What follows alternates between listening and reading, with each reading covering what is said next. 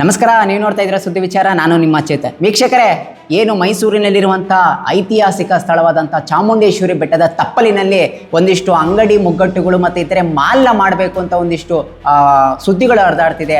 ಅದಕ್ಕೆ ವಿರೋಧ ಮಾಡಬೇಕು ಅಂತ ಕರ್ನಾಟಕದ ಪ್ರತಿಯೊಬ್ಬ ಪರಿಸರ ಪ್ರೇಮಿಗಳು ಮತ್ತು ಇತರೆ ಸಂಘ ಸಂಸ್ಥೆಗಳು ಒಗ್ಗೂಡಿ ಏನು ಮೈಸೂರಿಗೆ ಚಲೋ ಅಂತ ಅಲ್ಲಿನ ಆಗ್ರಹ ಮಾಡಿ ಮತ್ತು ಪ್ರತಿಭಟನೆಗೆ ಮುಂದಾಗಿದ್ದಾರೆ.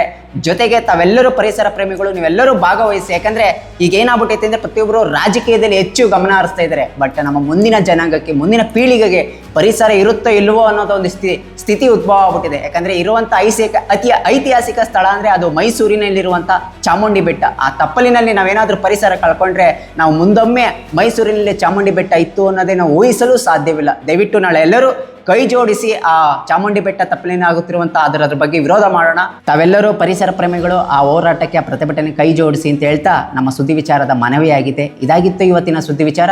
ಸುದ್ದಿ ನಮ್ಮದು, ವಿಚಾರ ನಿಮ್ಮದು. ನಮಸ್ಕಾರ.